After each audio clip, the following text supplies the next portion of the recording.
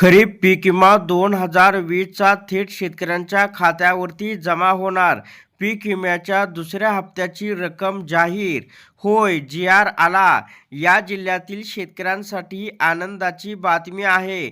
या ठिकाणी महाराष्ट्र शासनाचा महत्त्वपूर्ण जी.आर. आलेला आहे.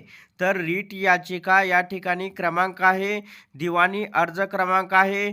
च्या अनुषंगाने माननीय उच्च न्यायालय मुंबई खंडपीठ औरंगाबाद यांनी दिनांक 24/11/2025 आणि 18/12/2025 रोजी पारित केलेल्या आदेशानुसार धाराशिव जिल्ह्याकरता खरीप हंगाम 2020 मधील राज्य शासनाकडून देय असलेल्या अनुदानाच्या दुसऱ्या हप्त्याचा निधी वितरित करण्याचा या ठिकाणी शासन निर्णय आलेला आहे.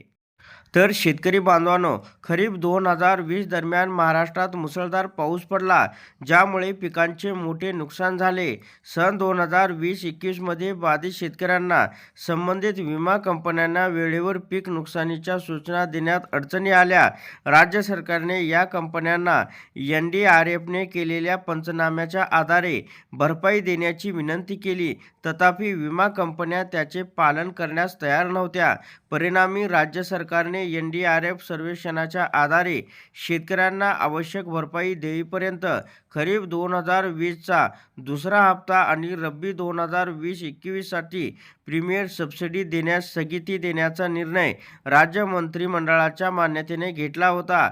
दरम्यान धाराशिव जिल्ह्यातील काही शेतकऱ्यांनी खरीप 2020 मध्ये त्यांच्या सोयाबीन पिकाच्या झालेल्या नुकसानाची भरपाई मिळवण्याबाबत मान्य उच्च न्यायालयात जनहित याचिका क्रमांक या ठिकाणी आणि रीट याचिका दाखल केल्या होत्या.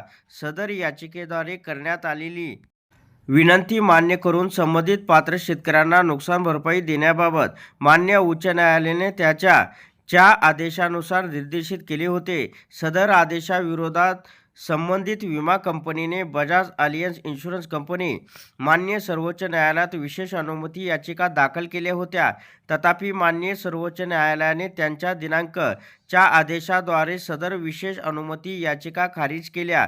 तदनंतर बजाज अलियन्स इन्शुरन्स कंपनीने जिल्हाधिकारी धाराशिव यांनी महसूल वसुली प्रमाणपत्राच्या माध्यमातून वसुली विरुद्ध आणि नुकसान भरपाई ही एकूण विमा उतरवलेल्या क्षेत्राच्या आधारे देणे याकरता निर्देश देण्याबाबत मान्य उच्च न्यायालय मुंबई खंडपीठ औरंगाबाद येथे रीट याचिका दिवाणी अर्ज क्रमांक सह दाखल केली होती. सदर रीट याचिकेच्या अनुषंगाने मान्य उच्च न्यायालय मुंबई खंडपीठ औरंगाबाद यांनी त्यांच्या दिनांक 24/11/2025 आणि 18/12/2025 रोजी पारित केलेल्या आदेशाद्वारे पुढील प्रमाणे निर्देशित केले आहे. तर बजाज अलियन्स इन्शुरन्स कंपनीने मान्य उच्च न्यायालयात जमा केलेले 75 कोटी व त्यावरील व्याज पात्र शेतकऱ्यांना वितरित करण्यास राज्य सरकारला द्यावेत. राज्य शासनाने बजाज अलियन्स इन्शुरन्स कंपनीस द्यावयाचा विमा हप्त्याचा दुसरा हप्ता थेट पात्र शेतकऱ्यांच्या नुकसान भरपाईसाठी वापरण्यात यावा. तर मान्य उच्च न्यायालयाच्या वरील निर्देशानुसार जिल्हाधिकारी धाराशिव उस्मानाबाद यांनी संदर्भ क्रमांक येथील पत्रान्वये प्रधानमंत्री पीक विमा योजनेच्या खरीप हंगाम 2020 मधील धाराशिव जिल्ह्याचा उर्वरित दुसरा राज्य हिस्सा देय अनुदान रक्कम 134,11,91,938 इतका निधी जिल्हा अधीक्षक कृषी अधिकारी धाराशिव यांनी वितरित करण्याबाबत विनंती केली आहे.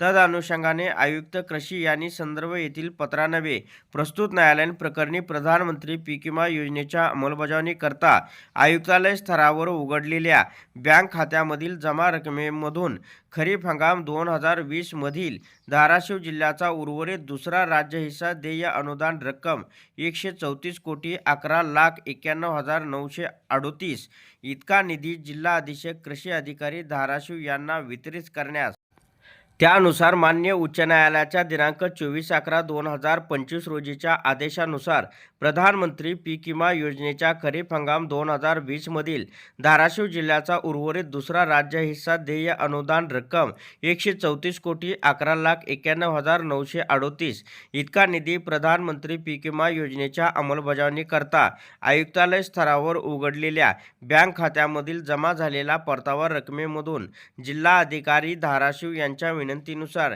जिल्हा अधीक्षक कृषी अधिकारी धाराशिव यांना वितरित करण्याची बाब शासनाच्या विचाराधीन होती. आता आपण शासन निर्णय पाहूया.